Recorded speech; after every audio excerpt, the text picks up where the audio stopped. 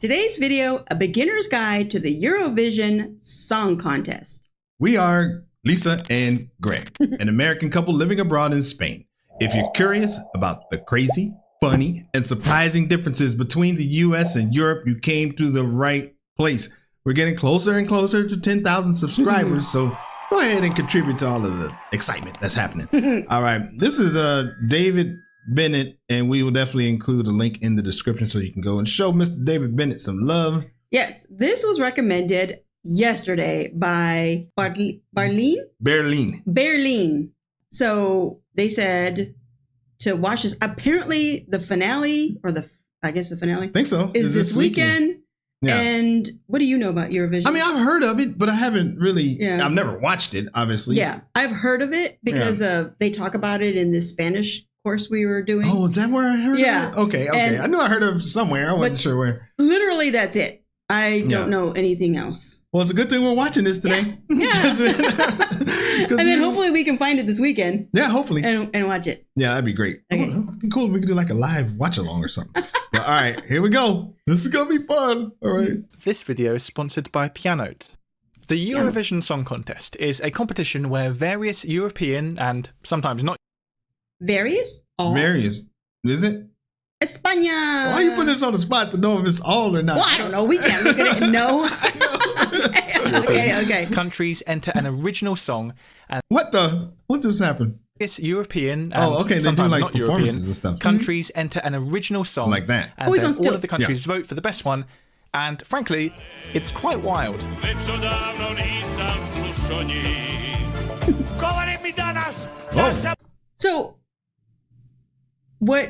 So I wonder if he's going to say this, but so each country is represented by one singer?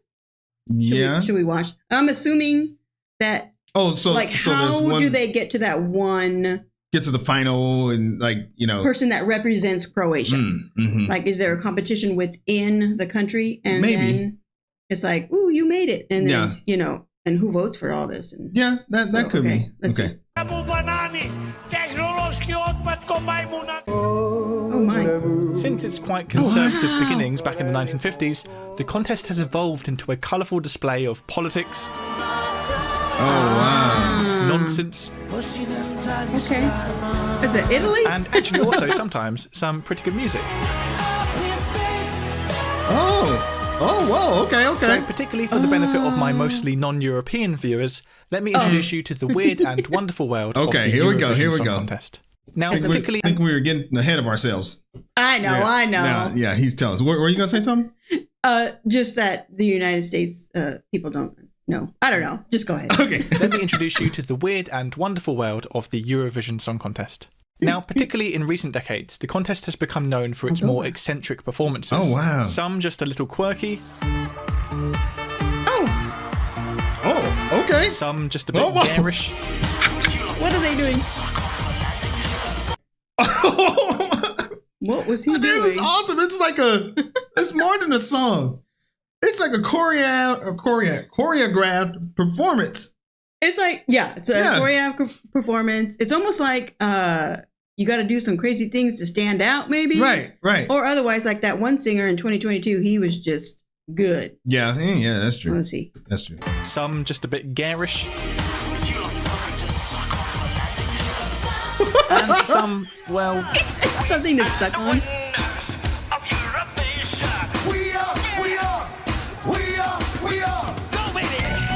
Whoa. Hold on. I got to see that again. The breakdown. Watch. The breakdown. But even if the weirder, eye-catching performances are the ones that get a lot of attention, the songs that go on to win the contest are usually a bit more ordinary.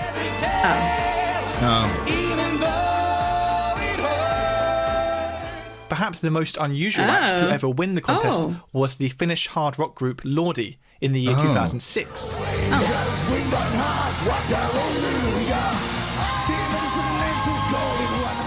And I'm not saying they were unusual just because of their demonic costumes. Lordi winning the contest was also unusual because they were playing rock music. rock songs rarely make an appearance at Eurovision, let alone win. The only other rock song that's won the contest was Ziti I Buoni by Italian band Maneskin in 2021. I got so many questions. Like, I'm just wondering, like, we have questions. Yeah, do they just play like one song, and is it just one performance? You got one shot. That's it. Yeah. Do you do multiple rounds of playing the same song over and over? Are there semifinals? Semifinals, finals. Right. Yeah. Uh-oh. Is this one? Know. Yeah, I don't know. Okay. The sort of songs that typically win the contest will usually have a dash of novelty in their performance, but will generally just be a pretty good, straightforward pop song. Toy by Netta, for example, which won the contest for Israel in 2018, does contain a brief chicken impression. But beyond that, it's a fairly standard and fairly catchy pop song. Oh. Wow. And also, side note, if you're thinking right now, that song sounds a lot like Seven Nation Army by the White Stripes, well, you're not alone. Universal Records also spotted the likeness, and after threatening legal action, Jack White was credited on the song. So, in a roundabout way, the White Stripes kind of... Really? I didn't hear that. I didn't hear that either. I know that song. Because I want to hear it now. Yeah, let's see. We hear that. Okay, sorry. Just be a pretty good, straightforward pop song. Toy by Netta, for example, which won the contest for Israel in 2018, does contain a brief chicken impression. Not this part. But beyond that, it's a fairly standard and fairly catchy pop song. Sorta. And also, side note, if you're thinking right now, do you hear that? That song sounds a lot like Seven Nation Army by the White Stripes. Well, you're not alone. A little. Universal Records also spotted the likeness, and Greg is a music major, so he hears these things. Yeah. I don't know. After threatening legal action, Jack White was credited on the song. So, in a roundabout way, the White Stripes kind of co-wrote a Eurovision winning song. Oh. Nowadays, most Eurovision entries, including most winning songs, will tend to be sung in the English language, regardless of which country they're actually representing. But this is a fairly modern trend. For the first couple decades of the contest, every winning song was actually sung in the country's native language. I wonder how everyone feels about that. The first winning song not to be sung in the act's native tongue was 1974's Waterloo, sung by Eurovision's greatest success story, ABBA. Oh, wow! What the? Oh, so they go on. Yeah. ABBA aren't the only act, though, to have been launched to international success by Eurovision. In 1988, a French-Canadian singer called Celine Dion represented Switzerland at Eurovision and won. No. I wonder how did she get to represent Switzerland? Oh, is she Canadian? Wait, where's she from? He said Canadian. Oh. Yeah. So, watch. ABBA aren't the only act, though, to have been launched to international success by Eurovision. In 1988, a French-Canadian singer called Celine Dion represented Switzerland at Eurovision and won. I'm not sure. Yeah. Celine Dion was already well known in her home country of Canada as a French language singer, but it wasn't until after winning Eurovision that she started releasing English language music and became the global megastar that she is today. Oh, wow. Another now household name to appear at Eurovision before they had quite made it. Olivia. Is that Olivia? Yeah. Oh, it is Olivia Newton-John. Olivia Newton-John. Good job, girl. I did not even know that. Who represented the UK in 1974. Oh, she's so cute.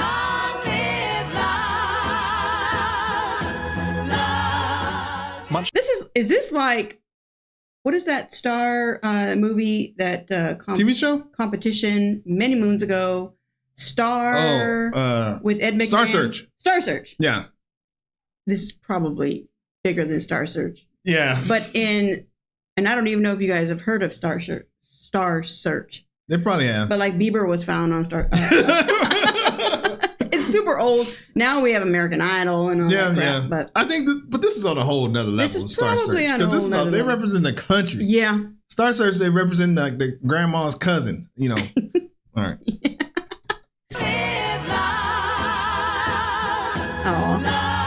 It's so wholesome. Much like with Celine Dion, in 1974, Olivia Newton-John was an established singer, but it would still be 4 years before she shot to global fame and starred in the film Grease. Now, if you're thinking, how did Canadian Celine Dion represent Switzerland? Well, a Eurovision contestant doesn't have to be from the country that they are representing.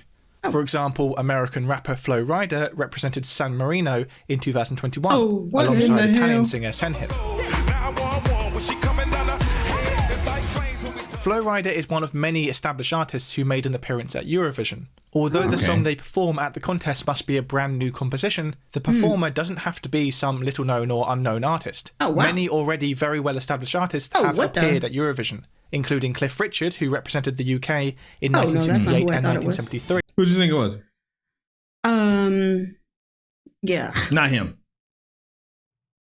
I can't remember his name. Okay. I'm not good with names. All right. Eurovision, including Cliff Richard, who represented the UK in 1968 and 1973. Congratulations and jubilations. I won the world. And Katrina and the Waves, who were known for their 1980s hit Walking on Sunshine, who won Eurovision for the UK in 1997. Oh, wow. Sunshine.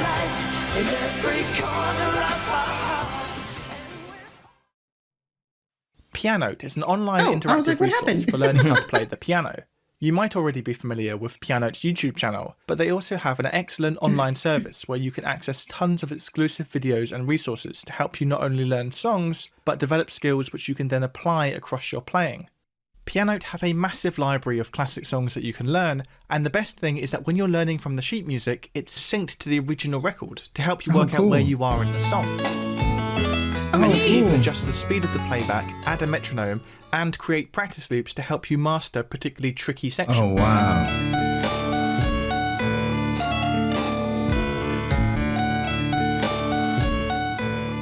Also, a subscription to Pianote gives you full access to their sister services, Drumeo, Guitario, and Singio, making it really good value for money. To learn more about Pianote, follow the link in the description, and do consider subscribing to their... That's in his description. So make sure if you guys want to do this, go to his original video and go to that. Exactly. That link. YouTube channel. The country to have won Eurovision the most. Ooh. Ireland. Okay. Ireland. Wow. Talent. Yeah. Sweden. France. Just one less. France. Luxembourg. Okay. Luxembourg. I'm slaughtering all these. United Kingdom. I got that one. Netherlands. Oh, and Israel. What the heck? Oh, what the heck? Okay.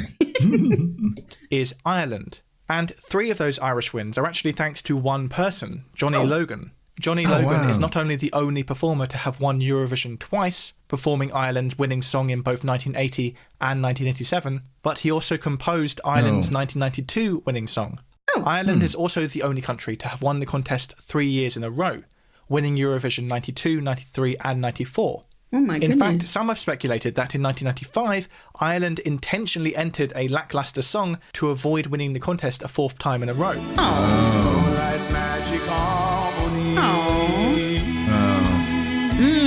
Some rigging going on here? Like, what is it? Somebody get... They probably got a lot of heat for winning 3 times in a row. In like boxing where you're like paid to lose? Well, I mean, people may think so, but or the judges. I don't know. I don't know if people are paid, but I know what you're saying. It's rigged sometimes. Yeah, because people don't like the dynasties. Yeah, and they dog on them a lot, like the Lakers and in the United States. But that's too bad. That's too bad. I mean, they're talented. Yeah. But why would a country not want to win Eurovision? Well, because the winning country has to host the next year's contest. And so we were just wrong. we need to wait till they say something. We're all thinking the worst. There's corruption. I'm never watching Eurovision again. That's so bad. Okay. That's horrible. Hold on. Let's hear again. Okay. But why would a country not want to win Eurovision? Nancy's. Well, because the winning country has to host the next year's contest. And hosting Eurovision can be a very expensive thing to do. Many speculate that some of the more dreadful acts that have been put forward to Eurovision over the years were intentionally bad because the country didn't want to risk winning and therefore having to host the contest.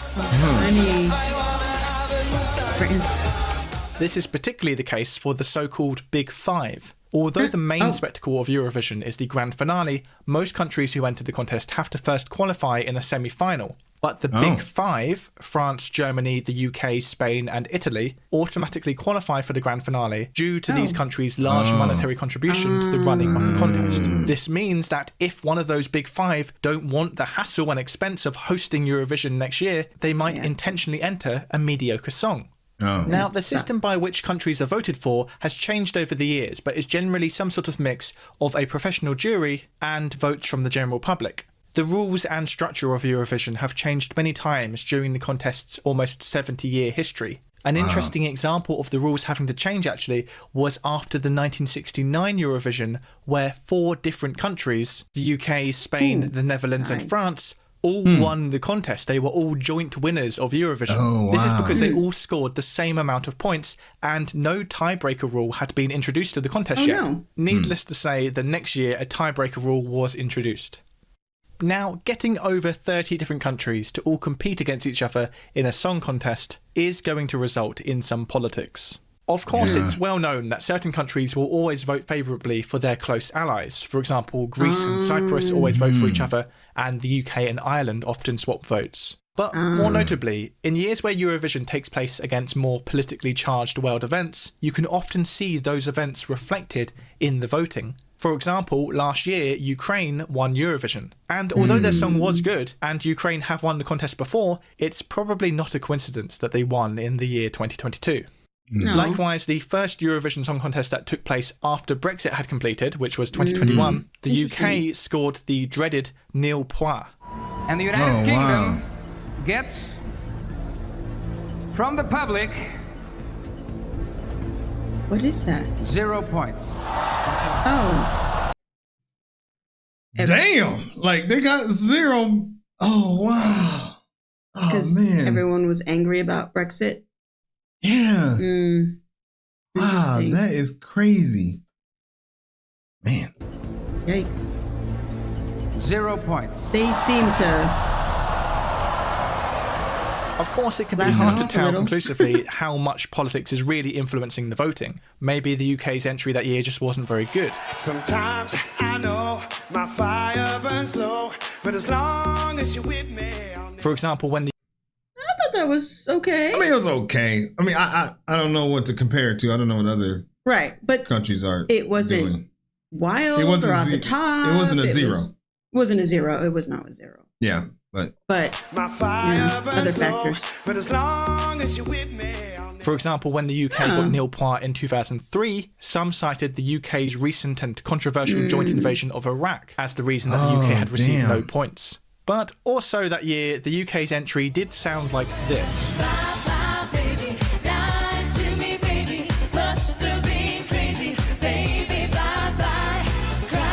So maybe it's not all about politics. Eurovision performances have often been used as a platform for raising awareness and visibility of issues and causes, perhaps most notably Eurovision.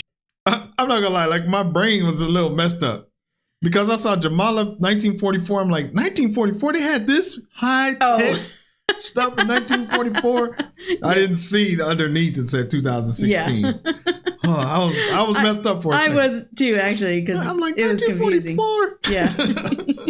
Platform for raising awareness and visibility of issues and causes. Perhaps most notably, Eurovision has increasingly become a fantastic champion of LGBT plus pride. Various openly LGBT acts have appeared at Eurovision. For example, drag queen Conchita Wurst won the 2014 contest for Austria. Oh, wow. Oh, nice.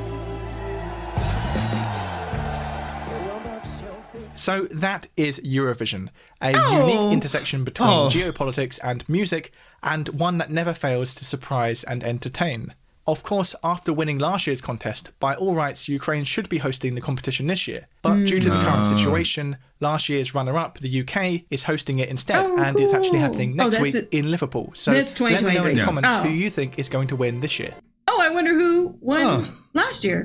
I don't know. Man, that was good. I wanted some more. Like, I wasn't ready for it to be done.